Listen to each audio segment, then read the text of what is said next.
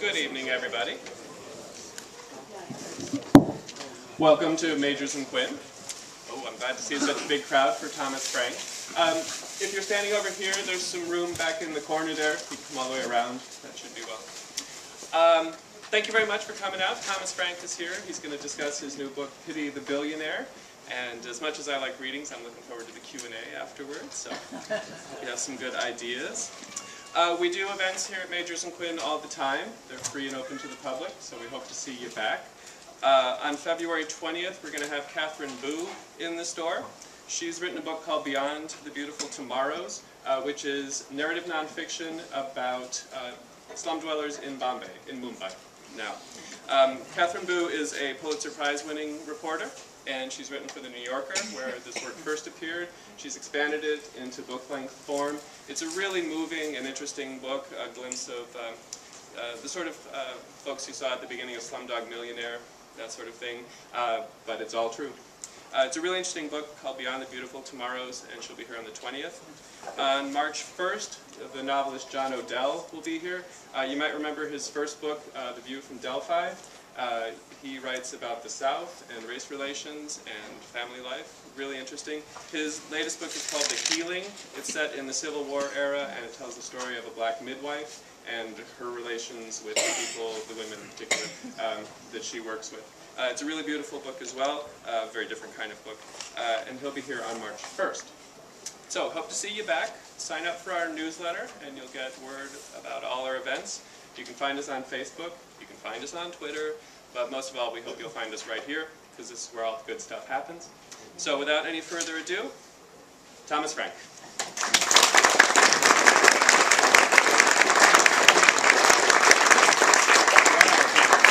Howdy, folks. Hi. And man, it is great to be here in this beautiful Caribbean climate. I had a lot of doubts about doing a book tour of the snow belt in January, but look, here we are. It's fantastic. It worked, and it was I was down in Kansas yesterday, in Kansas City, and it was 64 degrees. Wow. It was a beautiful day. People were running around in shorts. There were kids skateboarding up and down the street in front of my dad's house. It was awesome. And then I come here and I'm almost froze to death. Yeah, that's what's the matter. Kansas, it's 64 degrees.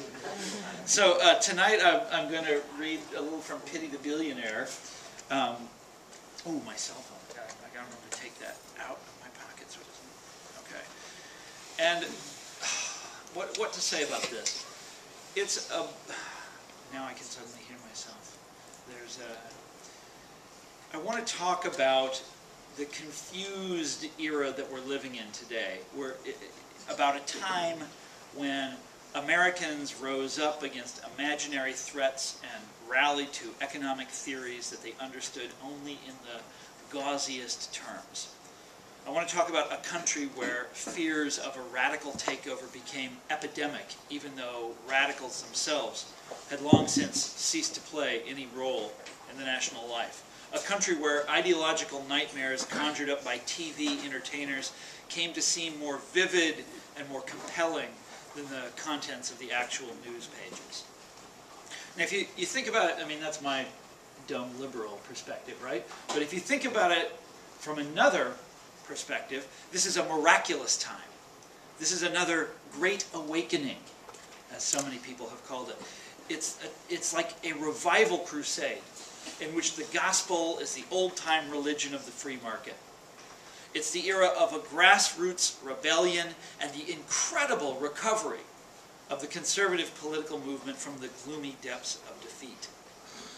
And yeah, let us confess that there is indeed something miraculous, something astonishing about this recovery.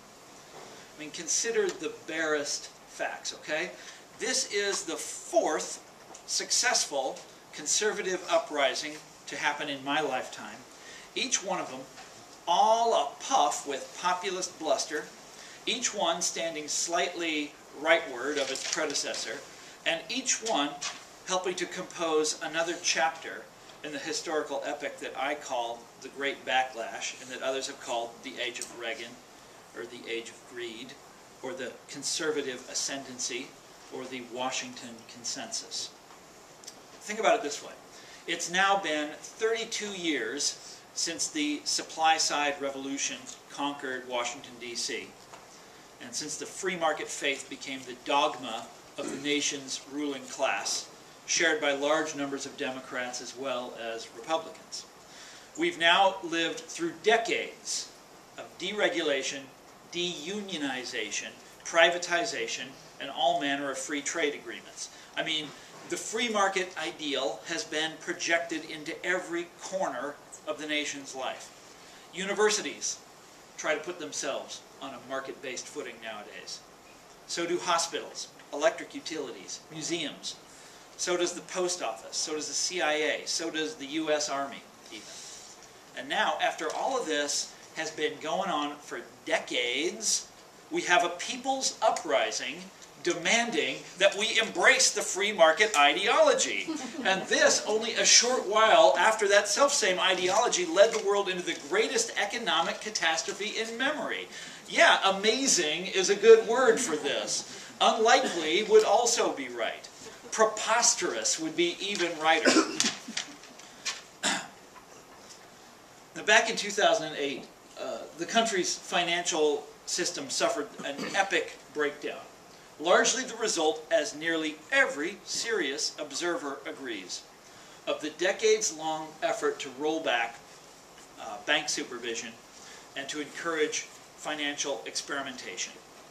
And the bank's stumble quickly plunged the nation and indeed the entire world into the worst recession since the 1930s. And yet, as I stand here tonight, the main political consequence of these events are a campaign to roll back regulation, to strip government employees of the right to organize, like over in Wisconsin, and to clamp down on federal spending. So let us give the rebels their due, okay? Let's acknowledge that the conservative comeback of the last couple of years is indeed something unique in the history of American social movements. A mass conversion to free market theory as a response to hard times. Okay? Now, before this present economic slump, I had never heard of a recession's victims developing a wholesale taste for Chicago school economics, or a spontaneous hostility to the works of Franklin Roosevelt. Before this recession, people who had been cheated by bankers almost never took that occasion to demand that bankers be freed from red tape and the scrutiny of the law. Before 2009, the man in the bread line did not customarily weep for the man lounging on his yacht. We have to laugh at all this stuff, folks. That's the only way to deal with it, okay? Now, the achievement of this thing is even more remarkable, I think, when we remember the prevailing opinion climate of 2008. You remember this? After the disasters of the George W. Bush presidency had culminated in the catastrophe on Wall Street, the citizens of Beltway Consensus Land, which is where I live nowadays, back in Consensus Land, everybody knew, everybody agreed about the direction in which history was traveling. They had seen this movie before, and they knew how it was supposed to go. The plates were shifting. The conservative movement's decades-long reign was at an end. An era of liberal activism was at hand. And this was supposed to be the unambiguous mandate of history, right? As unmistakable as those gigantic crowds that gathered to hear Barack Obama speak as he traveled the campaign trail. You could no more defy this plot line than you could write checks on an empty bank account. And the thinking behind all of this was, I mean, it was straight cause and effect stuff, right? The 2008 financial crisis had clearly discredited the conservative movement's signature economic ideas. Scandal and incompetence had wrecked the movement's ethical claims. And conservatism's taste for strident rhetoric was supposed to be repugnant to this, new generation of post-partisan voters that we were always hearing about. Besides, there was the obvious historical analogy that you encountered everywhere you looked back in 2008. We had just been through a replay of the disaster of 1929, and now, murmured the pundits, the automatic left turn of 1932 was at hand, with the part of Franklin Roosevelt played by the newly elected Barack Obama.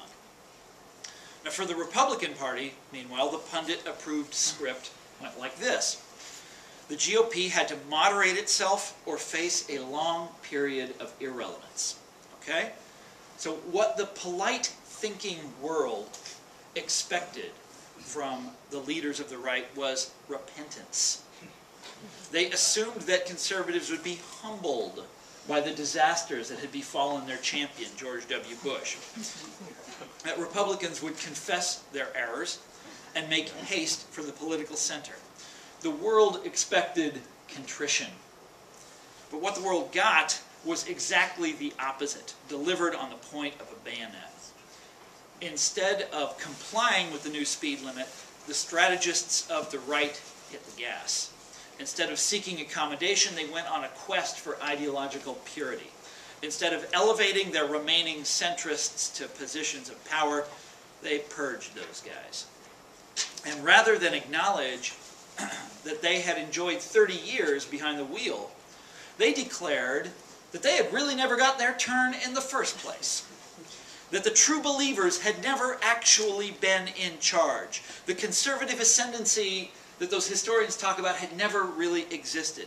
And that all the journalistic and historical work on this subject had been so much liberal propaganda. And that therefore, the all-important upshot of all this is that the disastrous events of recent years shed no discredit on conservative ideas themselves. Okay? So the solution wasn't to reconsider deregulation, it was to double down and to work even more energetically for the laissez-faire utopia. Now, the social patterns of hard times, as you know here in Minnesota, are supposed to be a simple thing, as impersonal and as mechanical as the forces that shutter our factories and bid down the price of our stocks. Markets disintegrate, layoffs mount, foreclosures begin, and before you know it, the people are out in the streets screaming for blood. The idols of our past become the targets of our derision. We demand that the government do something about it, that they punish the perps, that they rescue the victims. We look for insurance against further catastrophe and for stricter supervision of the economy to make sure this never happens again. Or at least that's how it went in the 1930s. When the catastrophe comes, the Depression taught us, certain legislative deeds will follow immediately and automatically in its wake. Unemployment insurance will be extended again. There will be massive investment in public works. Commissions will be named to investigate the causes of the crisis. Agencies will be set up to keep people from losing their homes to foreclosure and bankruptcy. And as the economy falls apart, the assumption goes, we will also rediscover a certain, neighborliness, a sense of community, and even of collectivism that comes from shared privation. People who are hurt by the downturn will also start to take action themselves. They'll take matters into their own hands, and you'll see union organizing and a wave of strikes sweeping across the country in response to the complete breakdown of capitalism's promise. And people will protest, of course, voicing their discontent in public places, like the striking farmers in Iowa in 1932. Remember this? The Farm Holiday Association. These guys claim to be upholding the spirit of the Boston Tea Party as they dumped out the contents of trucks that tried to cross their picket lines. I think you had a little taste of that in Minnesota as well. Anyhow, in 2008 and 2009, it looked like this pattern was repeating itself. It sure looked that way at first. The slump began with this kind of bout of financial insanity similar to that of the 1920s. And what's more, it's no coincidence that the bank's modern-day misbehavior began just as the old Depression-era regulations were either repealed or allowed to go unenforced. And again, just like in those awful days of 1932, average people are rising up in outrage, fuming against the money men who drove the nation into the ditch, and the politicians who stuck by their cronies while the rest of us lost our shirts. 30s-style populism has made a triumphant return, claiming to juxtapose decent people against an uncaring and predatory world. But should you happen to hear an homage to the spirit of the Boston Tea Party nowadays, you can be pretty damn sure that the demands that follow will be the opposite of those striking farmers in Iowa back in 1932. I mean, what makes the rebels' blood boil nowadays is not the plight of their indebted neighbor, but the possibility that such losers, as they love to call them, that these losers might escape their predicament. That government might step in and do the things that those Iowa farmers demanded it do 80 years ago. That 7 lean years must follow 7 fat years. Hell, that seems like a fair deal nowadays. What burns our modern-day populists is that anyone has the arrogance to think that human affairs might be arranged in any other way. That government might step in and allow our neighbor to evade his part of the common disaster. That some mortgage remediation bill might let him out of the hard times that he so clearly deserves. The ones moved to protest today are all liquidationists, as old Herbert Hoover, a man from Iowa, used to call them. What these people want the world to understand is, to quote the words I saw printed on a sign at the first Tea Party protest in early 2009, "Your mortgage is not my problem."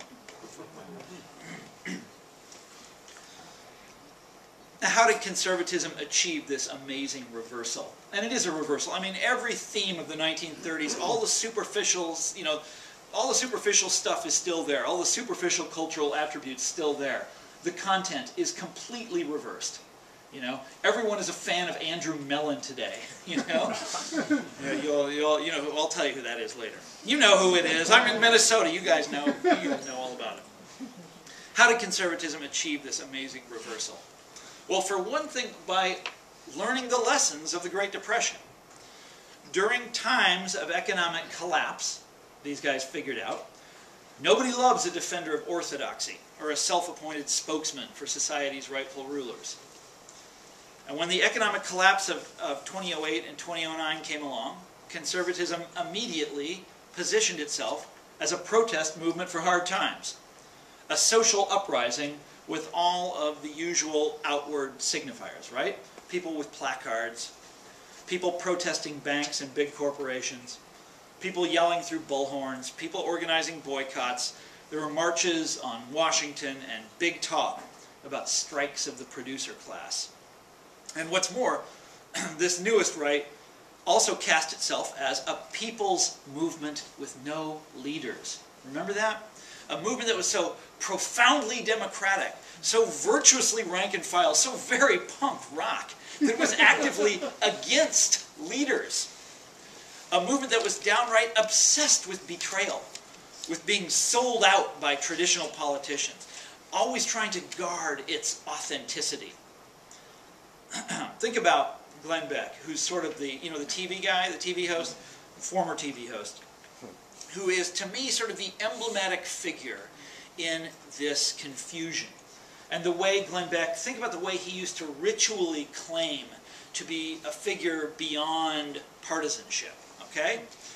He has deliberately imitated Martin Luther King's 1963 March on Washington. And at one point he suggested that he might have voted for Hillary Clinton had she won the Democratic nomination for the presidency. If you watch his show closely, and I'll give you a hint about Pity the Billionaire, they've got it around here somewhere, but I spent a lot of time watching Glenn Beck's TV show for this book, so you don't have to. But if you watch his show closely, what you'll find is that he constantly pilfers left-wing imagery and arguments. He has his critique of the public relations industry, for example, that seems to come straight from the pages of Noam Chomsky. Or think of his famous charge of racism against President Obama. which was this sort of clumsy attempt to use a weapon that conservatives feel is always directed against they themselves. Now, the newest right also glory to imagine themselves as society's victims. For example, there's this kind of entire hagiography of persecution that hovers like a halo around the figure of Sarah Palin. I mean, and you know what I'm talking about. This is her brand image. When she was sort of, you'd see her on TV all the time back in the old days, and every time she came on TV, I knew what was going to come next. They were going to talk about how someone had been mean to her, right? Always, always. That is her brand identity. That's what she is. She is the persecuted one. I mean, the woman ran for the vice president of the United States by whining. She was going to whine her way to the top. There's a biography of her. I'm sure you've got it here in this store. It's called The Persecution of Sarah Palin. That's who she is. Anyhow, sometimes this understanding of themselves as victims is expressed in a very Baroque way. In Glenn Beck's 2010 novel, The Overton Window, which I'm sure you can also get here in the store, and which I read, and it's actually it's an exciting book. I mean, I like thrillers like this, you know. And I read it, and what you find in this book is that, it's fiction, of course, it's a novel, but conservative activists are imagined to be the victims of everything that Big Brother can throw at them. They get tossed in jail on the flimsiest charges. They endure these savage beatings by police. The book's hero gets waterboarded after he signs up. He signs up for this sort of patriotic resistance, and they waterboard his ass. They're patriotic. There's this sort of fictional version of the Tea Party movement, and their patriotic meetings are infiltrated by police spies and broken up by these mysterious agent provocators, who I suppose, like in Chicago, we used to have the Red Squad back in the day, but now today they're after the Tea Party movement, And you find similar fears all the time in the larger conservative movement culture. In 2009, for example, the populist right was swept suddenly by this sort of great fear, this panic, that the new Democratic administration was preparing concentration camps for conservatives. You remember this? You saw this everywhere, right? And it turned out, upon investigation, this turned out to not be true. In fact, if you look into it a little further, you find that neither federal nor state governments have ever, as far as I was able to determine, have ever mounted a campaign to criminalize the free market faith. However, they have used, I also looked this one up, they have used force over the years to break up strikes, imprison labor organizers, keep minorities from voting, and disrupt anti-Vietnam War protests. Today, though, it suits the resurgent right to imagine itself as the real victim of state persecution, which no doubt enhances, its aura as a dissident movement taking on this kind of merciless establishment. Okay, so now I want water. Now here's where I bring the water. It says so in the script. Frank drinks water. And now I change subjects. And this is, it's a lot of fun to poke holes in the dumb things that conservatives say. And I have spent, years doing this. I've written several books on this subject, and it's a blast, right? I mean, these guys blow off the facts when they feel like it. They swipe symbols from the other side. They illustrate arguments on economics with fairy tales, and they really do that. And the reasoning that you hear on their favorite radio shows, it seems sometimes like something from a brainwashing session at Lubyanka prison, It is preposterous. It is contemptible. But you know what it's better than? It's better than nothing. Now I want to remember one more time. The original cataclysms whose memories today poison our every political moment, by which I mean the financial crisis and the bailouts. And I want to I want you to remember that the culprits of those cataclysms, by which I mean the people who wrecked our economy, were not punished for what they did. Right? They were rewarded. And when I say that, I don't mean they got away with a slap on the wrist. I mean they were laden down with billions and our blessings. And today, they are rich in a way that you and I will never be able to comprehend. And all of this happened courtesy of our government, the officials of which have conducted themselves ever since as though nothing really untoward happened at all. Right? The bailout money will be recouped, they tell us. Nothing to see here. Walk on. The experts understand these things. Now, I submit to you, you could not have contrived a scenario better calculated to destroy public faith in American institutions. I mean, what is the point of hard work, of scrapping for a few dollars more at some lousy hourly wage when dishonest financial legerdemain is so profitable? Why play by the rules when they obviously don't apply to everybody? When louts and bullies and crooks take home our society's greatest rewards. Look, the bailouts created the perfect environment for populism in the old Jacksonian tradition, for old-fashioned calamity howlers, for Jeremiah's raging against the corrupt and the powerful. And one of our political factions here in America, as we've seen, took to this task immediately and with relish. I mean, they tossed inconvenient leaders overboard. George W. Bush, you're out. You know, you're not a conservative anymore. We can see through you, they said. They declared war on what they called the ruling class, and they love to use that phrase, the ruling class. They assembled with megaphones out in the park and gave voice to the people's outrage. But the other faction, the actual political descendants of Jackson and Bryan and Truman and Roosevelt, they pretty much failed to rise to this occasion. They didn't seem to get it, to understand that the circumstances today called for something different. They could not embrace the requirements of hard times, even though responding to hard times was once their party's very reason for being. Back to the bailouts for a second. Look, there were 100 ways that that situation that we were in 2008 and 2009, 100 ways that situation could have been dealt with. Each of them less of an outrage than the way that was actually chosen by Bush and Hank Paulson. But upon taking office, Barack Obama did not break with Paulson's campaign or lay plans to reduce the power of investment banking over American life. Instead, he did the opposite. Remember, he took pains to let the world know that he embraced the Paulson strategy.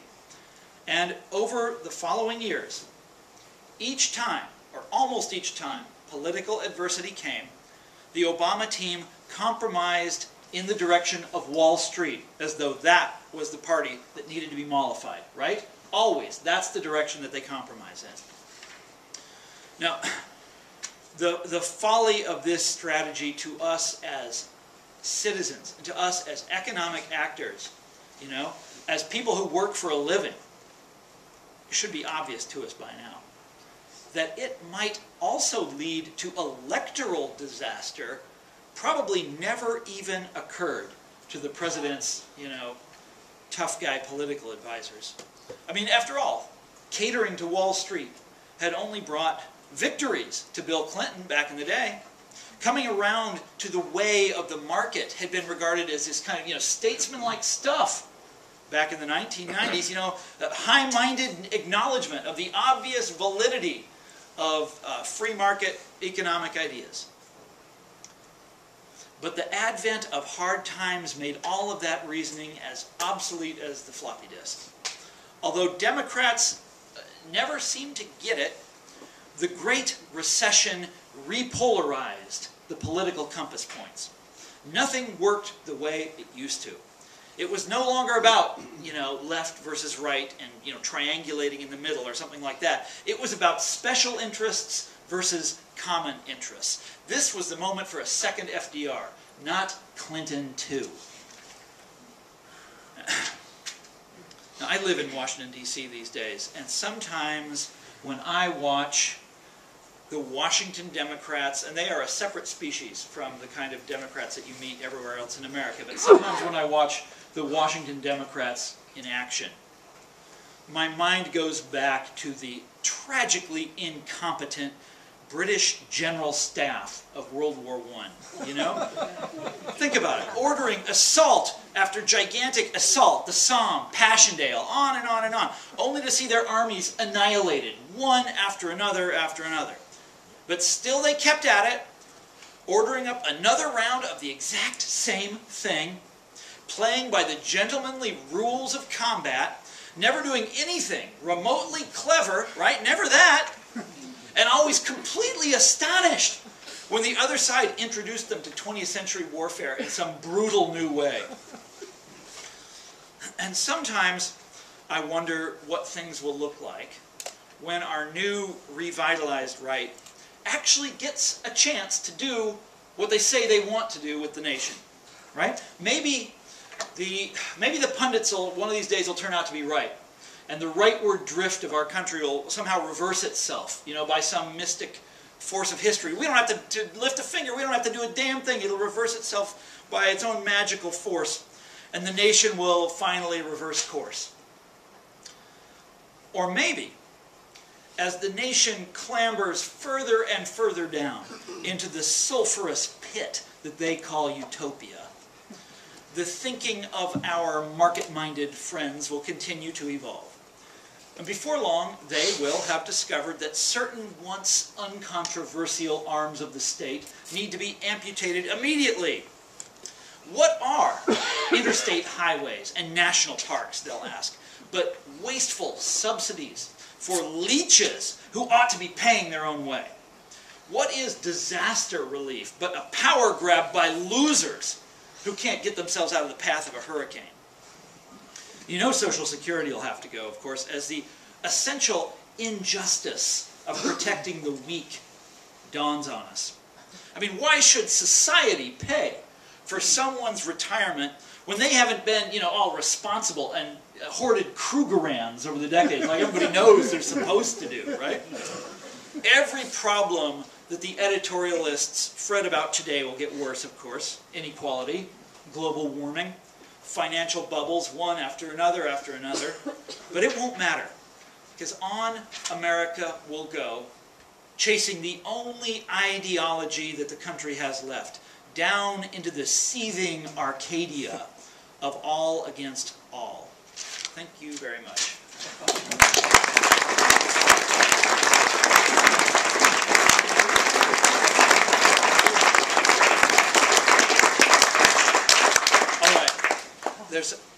Now that I've thrown all that on the floor, I notice that someone has written on the podium, "Please repeat the question," in huge letters. So I'm ready to repeat your questions, and then after I've repeated them, I brought pens so I can sign books, okay? And I do love Minnesota. What a great place this is. I was in, okay, I'll shut up about that now, but I was in North Dakota recently, and I did some, oh well, it's a long story. But I love the northern plains. This is my place, man. Yeah.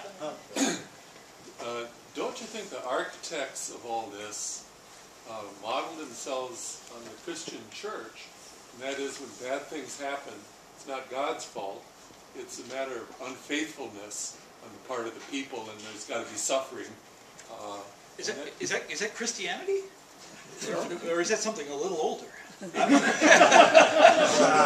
secondly, isn't the real payoff of all this the destruction of the middle class? That is, it's justifying all kinds of things that are causing a massive redistribution of economic welfare, just like 9/11 justified a lot of actions. Yep. Two questions here. One is, isn't this very similar to theology, in the sense that our suffering is, people deserve to suffer. You know, we had good times and now we have to have bad times. I think that's the Old Testament. And then the other question is, isn't the object the hollowing out of the middle class? Well, I'll do that second one first, because I don't think that's the object. I think that's a side effect. I think that's nobody wants to kill off that America that we grew up in. You know, where, you know, that was largely a middle class nation that we were all proud of and we were taught about in, you know, elementary school. We live in a middle class country and there's, you know, this rough equality of condition and that sort of thing. Nobody deliberately wants to kill that off. it just is being killed off. You know, it's an inevitable consequence of you know, when you do the things that you do, when you know, turn the economy over to guys like Mitt Romney, you know. And I don't mean as president, I mean as head of Bain Capital, right? I mean, we'll see, maybe as president he'll be a good guy, but as the head of Bain Capital, you know, a different thing. Now, about the theology of all this, it is strikingly theological. And there's lots of people who've compared classical economics to this, you know, this sort of sense that people have that we have to pay for good times, and that we lived too high on the hog, and now it's time to suffer. And to try to avoid that, you know, by action, by you know, counter-cyclical spending, or by, you know, what are the other economic stabilizers, all the different words that they use to describe government intervention in the economy in hard times. This is an act of arrogance. You know, that you're trying it's an act of hubris, that you're trying to rise above, you know, our station as humans and interfere with something that is, you know, that is ordained by God, which is the market. And there is tons of confusion out there about the market and where it comes from. And lots of people who think the market is a divine institution, or it's a natural institution, you know, or it's something that you know, we don't dare fiddle with, or it's the expression of the voice of the people. But it's always something much grander than what it actually is, you know. It's always thought to be this great trans-historical moral force. And there's a lot of, yeah, and so when, you know, Rick Santelli talks about the losers, and I mean, this is basically the great theme of all this conservative revival, is that losers have to lose. You know, and winners win forever. You know, winners win, losers lose, and to tamper with that is to tamper with, you know, the way of eternity. And there's something very powerful about that. You know, there's something about that that's you know, profoundly moralistic. But Jesus Christ, this is the 20th century. We know better now. Sorry, it's not the 20th century anymore. Yeah, back here. Somebody had the, yes. I'm from Athens, Greece. And, well, welcome to America. What is it, 16 degrees here? But over there, we could get 1 million people in front of the parliament in 6-10 hour notice. How can we do that something similar here? Because you see people demonstrating there for middle class rights. That's what it's all about in Greece. Yeah. They have nothing to do with this money problem there, and they're paying for it. That's right. And you know, they're out there demonstrating for their rights. Yeah. Exactly the opposite of the Tea Partiers. Okay. Here, how can we get people to do that here in this country? The question is, in Greece, they've got millions of people protesting in the streets. You know, and this is you see it on the TV news every day. But here, you know, that doesn't happen. By and large, the main protesters are these Tea Party guys. Okay, look, by the way, it's funny that you ask about Greece right after that question about morality, because that's largely how the Greek, what's happening to Greece is being interpreted in the American media, is it's this morality story. These people relaxed in the sun and had a good time, and now they've got to pay! Now, I honestly have never been to Greece. I don't know a lot about it, but the really interesting aspect of that is they say the same damn thing about Spain, you know, and Italy, and these other countries that really tried hard to balance their budget and do everything right. Yes, those are sunny countries. Yes, people go on vacation there, but that's no reason for them to be, you know, to be ruined. Why don't we see 1 million people in the streets? You know, I went to Madison, Wisconsin a year ago. I was out there to cover the protests against Governor Walker. And there were, I didn't see this with my own eyes, I was there on an off day, but one day there was 100,000 people, and that's a city that's, you know, how big is Madison? It's not anywhere near as big as Athens, you know, and you had 100,000, and that was like, that's really impressive. I mean, but it's also awful. They're there, the reason those people were out there is because their backs are to the wall. They are seeing their way of life threatened, you know, and it's an awful, horrible thing. It's not a situation we wish on anybody. How can we? Well, of course, you know, the Tea Party movement is not.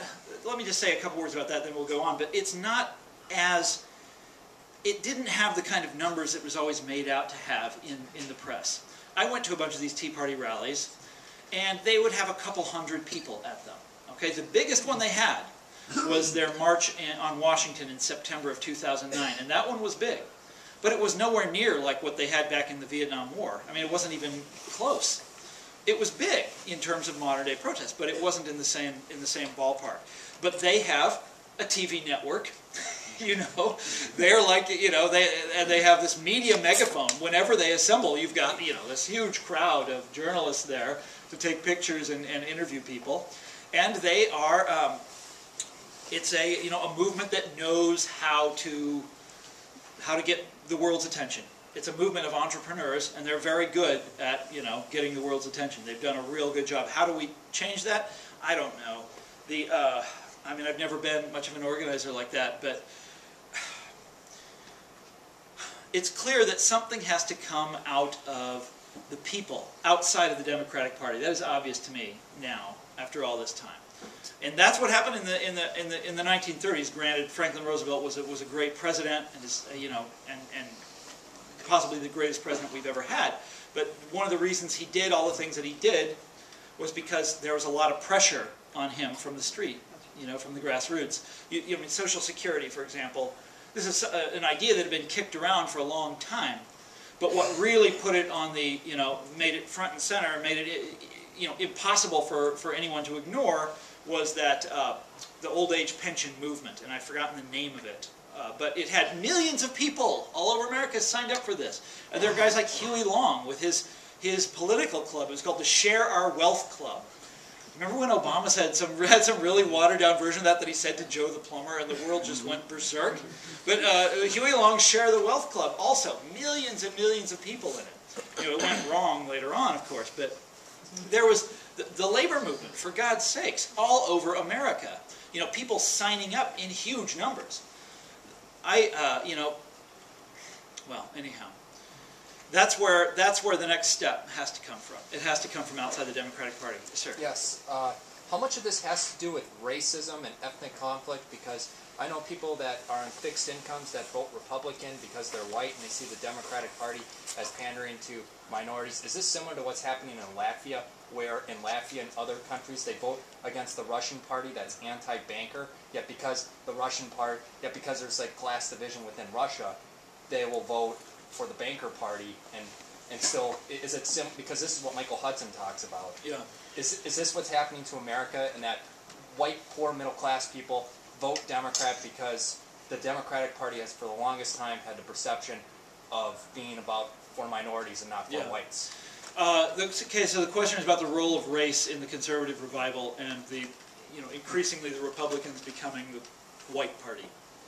And, you know, look, obviously there's no question about it that that is going on to some degree. There's no doubt about it.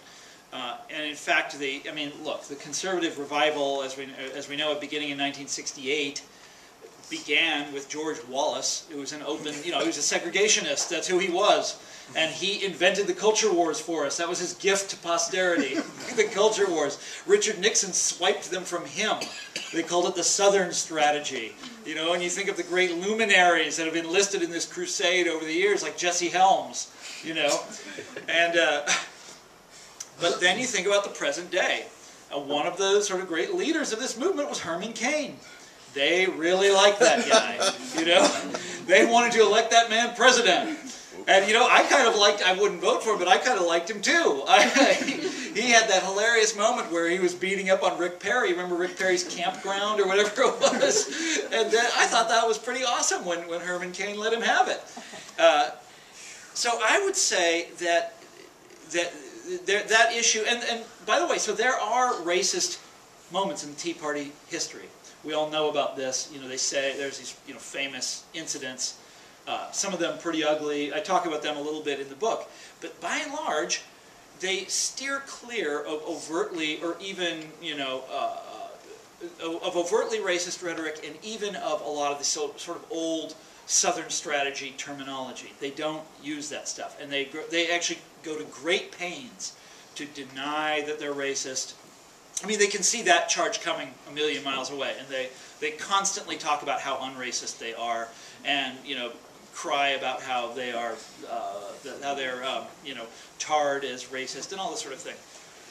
So what I did in Pity the Billionaire was I tried to restrict myself to the things that they actually say and the things that they actually call for, and try to understand it on those terms, just using their texts themselves. So racism comes up, but it's not it's not ultimately my explanation. Yeah, back there. You've had your hand up for quite a while. Oh, thank you. This may be a spoiler, so you can have it if you want. In your view of the economy and the Great Recession, are Obama and company wolves in sheep's clothing, or nearsighted sheep, or what? That's a good question. Are Obama and company wolves in sheep clothing, or are they nearsighted sheep, or what? I mean, and look, there's the book is largely, or a big part of the book, I should say, is dedicated to the subject of how Obama screwed it up, how he missed this, sort of T-ball opportunity, when history has set it up right there on the tee, and you just step up to the plate and hit a home run, which is what we were at in 2008 if you're a Democrat or a liberal, and he missed it. Okay, that's hard to do, and I spend a lot of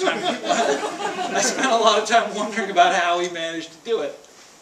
And there's a couple of interweaving answers. One is, of course, who funds the Democratic Party? I guess this would be the wolf in sheep's clothing answer. And it's largely the same people who fund the Republican Party, or people from the same walk of life, which is to say financiers, billionaires, that sort of thing. And Obama, nobody has written about this more poignantly than Obama himself. It's in The Audacity of Hope. He talks about fundraising when he's running for the U.S. Senate from Illinois, and how he would go around and talk to these people who would fund his campaign, and they tended to be very wealthy people, financiers, people in that industry, and they would be very liberal on culture war issues. They'd be very liberal on social issues, but they believed in free markets. They did not like labor unions. Big surprise there. And they loved free trade, okay? And so, it's not a surprise that these are the issues where the Democrats are very, very strikingly similar to the Republicans. The Republicans are much more strident about it, of course, and much more vindictive towards organized labor and that sort of thing. But I think there's also a degree, Obama tried, a lot of the things he wanted to do, now flip to the other explanation, a lot of the things that he tried to do were the right things. Stimulus package, that was the right thing to do. The national health care, that was the right thing to do. In both of those cases, I think he got it wrong. And I don't want to say he got it wrong in the details. He got it pretty badly wrong. But he was trying to do the right thing, and he screwed it up. And the way in which he screwed it up, I think, was largely it was rhetorical. You think take the stimulus package. When the Democrats would go about explaining the stimulus package, they'd always say, "Well, we're doing this because economists tell us we have to do it." Oh my God, that's not why you're doing this, That's like, to always appeal to the authority of experts. And they did the same thing during the healthcare debate. In fact, the germ of this book, of Pity the Billionaire, it came to me when I was driving, and I was riding in a car, way out in the middle of nowhere, and I was listening to one of these town hall debates on the radio, right? And these town hall debates, you know what it was like. This was in the summer of 2009, and you had these Democratic legislators had come back to their district to talk about the health care proposals in Congress with their constituents. And the constituents would typically, the legislator would typically be a Democrat, the constituents would typically be Republican or conservative and very angry. And they would get up, and basically yell at the guy. And they would always yell about the same things: liberty, freedom. What does this do to us as a free people? We're giving everybody health care. Then the Democrat up on the hot seat would typically say, well, the experts say that this will do blah blah blah blah blah blah blah. It's like, oh, come on. This is something where, Franklin Roosevelt would have waded into that question. This increases your liberty. This doesn't diminish human liberty. This increases freedom. Obviously, not one of these guys, and I went back and I listened to a whole bunch of these town hall debates, not one of them made that argument. They could not figure out how to make an ideological argument for social insurance. This is what the Democratic Party is about. All they could do was appeal to the